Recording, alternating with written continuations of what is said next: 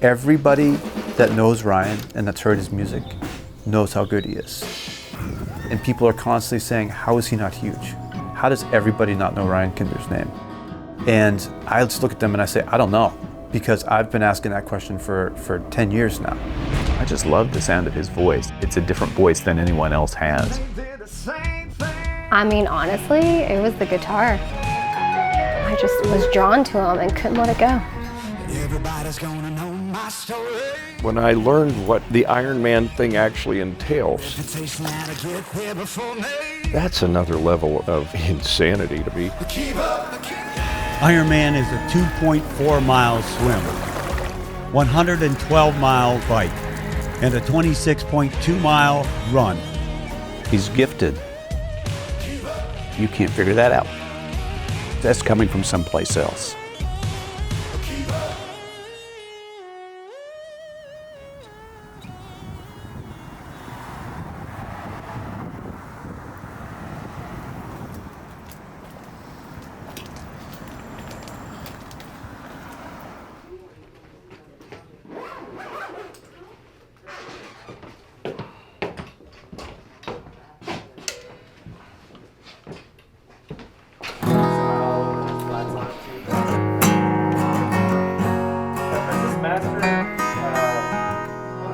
Dude, this sounds great, dude. I think this is the one. I think so for family tree, man. My first impression of Ryan was that not only was he really talented, but he had some of that it quality. When I think about the timeline of Ryan's career, it's in sections. So the first section is the back and forth from Birmingham section. He would have class on Tuesdays and Thursdays. He'd leave on Friday and then drive back to Tuscaloosa Monday night or Tuesday morning to be back at class on Tuesday afternoon. And he did that pretty much our entire junior and senior year of college. I actually went with him. It was December 2009, and he went up there to meet Keith Stegall, who ended up being his first record deal.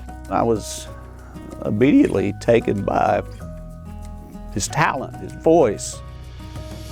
I could see what was there, so I just said, hey, I can't promise you anything yet, but if you want to come up here, I'll plug you in with people and let you start the process of learning how to become a writer.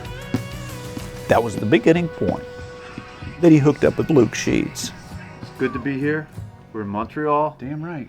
We're not in Nashville. When I first met Ryan, it was 2010, I believe.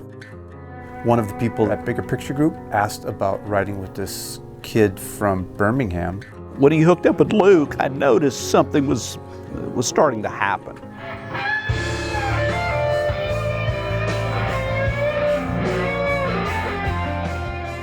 So we wrote, and he left, and I came in my kitchen, and my wife was like, who's the guy that you just wrote with? And I was like, Ryan Kinder. She's like, I love his voice. He's really good. You need to write more with him. And now we've written probably close to 300 songs. Out here trying to bring you on a little piece of me. Yeah, and that's it. Let's keep trying. I like that one. Snail. Yeah. I feel like that. Turkey. Go ahead. Oh, I'll hold it for y'all. Oh, thank you. He treats you like he's your best friend. He just has that personality that you're drawn to. Thank you so much for setting this up. Thank you. He's too nice. He's a kind-hearted person. I guess his compassion always makes me feel proud. He believes the best in every single person. And I don't think that he would ever go off and be big and act like he was big. How many miles did you wind up doing? 250. Well, we raised a lot of money. I think he's exceedingly likable. That's a quality that a lot of people just don't have. People immediately like him. My kids love him. I don't really know anyone that doesn't like him. He's a good dude.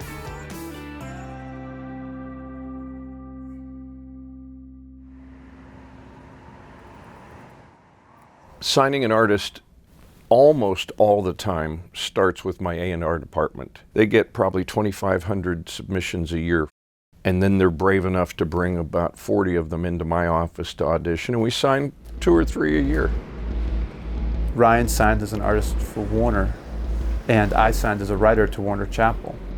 And that was when we thought things were really going to happen. And I think that's also when Ryan really experienced his first brutal heartbreak in the music industry. So the label situation for artists is really interesting. I mean, back in the day, you had to be at a label because they distributed your music. It was the only way to get it out there. Now, you don't need the label to do it. You can release it yourself, and there's no actual or significant distribution cost. When we were at Warner, all of a sudden, all these people had an idea of what Ryan should do. And all of a sudden, there were all these people trying to micromanage Ryan's career. We give guidance, but we don't tell them what the hell they're going to record. We tell them, be yourself. The business, it distracts from the art. But, you know, it's the music business, which I've always said that's a huge oxymoron. I'm not in the business to have failures. I'm in the business to have more success than not. It was a strange time for us both, I think. We were all a little uncomfortable in our skin during that.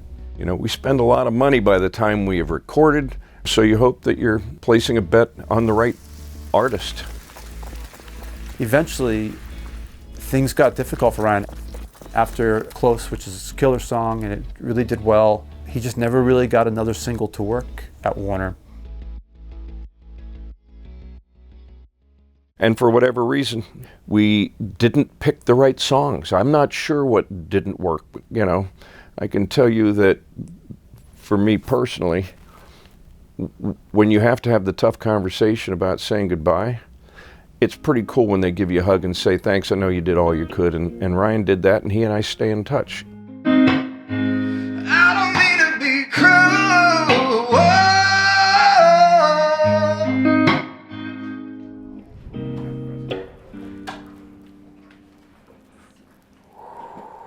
So what happened? I was skiing down one hill and saw somebody to my right kind of losing control, going too fast, so I kept an eye on him, kept speeding up, almost ran straight into me, so I cut real hard before they hit me and hit a lip and went head over heels, and then I woke up, and that's about all I remember. That's all you remember? So you were unconscious for a little bit? Yes. We were in Montana for a work trip. He was performing.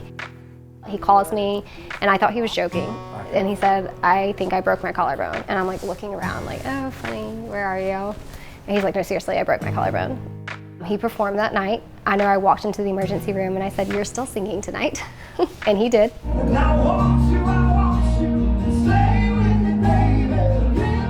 probably the highest notes he's hit in a long time because he was in so much pain, but of course he did a great job.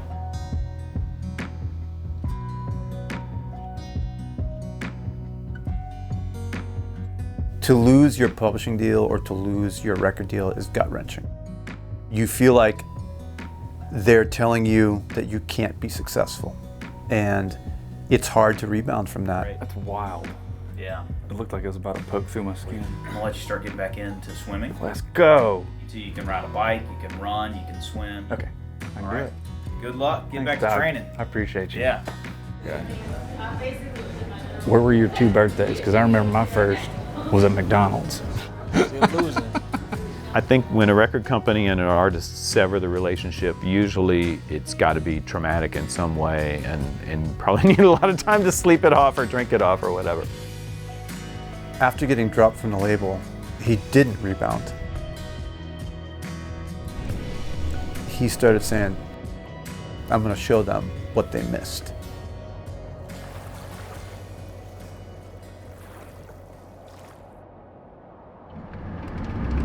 I am most nervous about bonking on the run because of my lack of training due to the collarbone injury.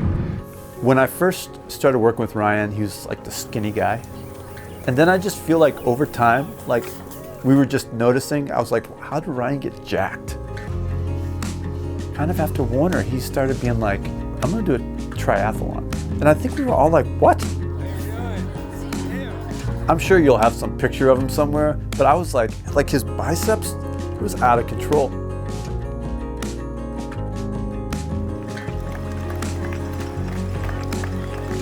And I feel like at a time when everything was out of control in his life, with Warner and all this other stuff and his career, he wanted something he could control.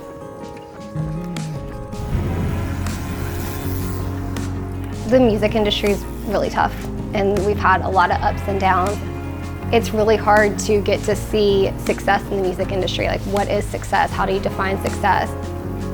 But being able to do an Ironman and set a goal and cross the finish line and check it off your to-do list is huge. Most artists, they do a tour, barely the kind of thing they can handle just to meet the requirements of the tour. But Kinder thinks, hey, why don't I throw training for an Ironman on there? That'd be fun. It's an amazing amount of discipline that I think spills over into what he does as an artist.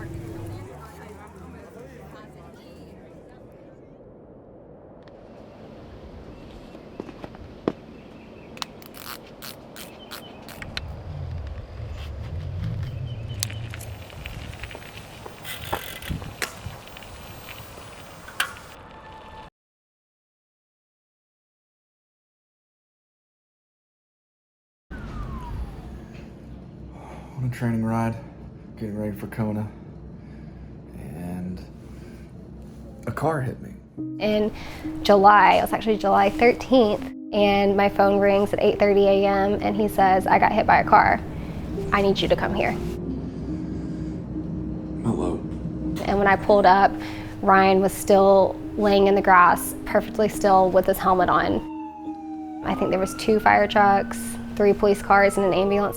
He had a concussion for sure, and he knew in the moment when he saw it coming to flip to the opposite side of the broken collarbone, or he might have accidentally broken that again. That time his whole right side of his body was torn up with road rash everywhere, which then delayed the training again. There's Heather, always in the hospital with me. It could have been way worse. You know, it could have been, we may not be sitting here today. Kona.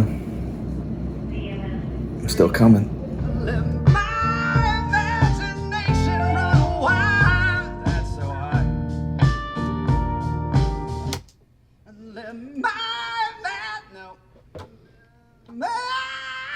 Voice like the angels.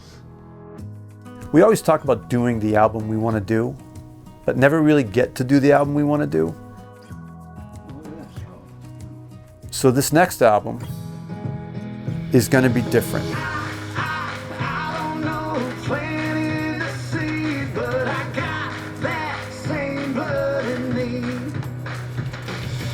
He's playing things the way he would play them, and he's playing them for himself more than he's playing them for somebody in the industry. I think this album is him finally, after all of these years of wandering, finding his place back with who he is and being authentic about it.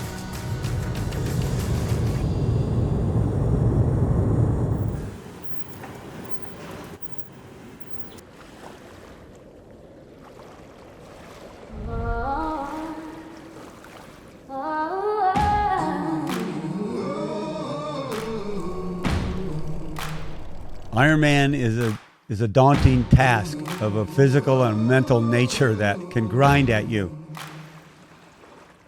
It's interesting when you come across a person who gives more than they take. He's in a business which beats you down. And yet he keeps his same positive outlook. He keeps moving and pushing forward. The fact of what he's been through in this town, the way that town can slap you around and still stay a kind person, takes a lot of effort. You don't ever wish for your child to have to struggle like that, but he's always come out a better person because of the things that have happened to him. I'm impressed and happy for him. And I also am happy that he's recording new music because he's a voice that deserves to be heard. I am so glad that Ryan's mom and I could be here this weekend. It was so amazing to see him cross that finish line. It's not just about Ryan, it's about everyone that loves Ryan and was cheering for Ryan and was fighting for Ryan, and just when he crossed that finish line, he crossed that for everyone.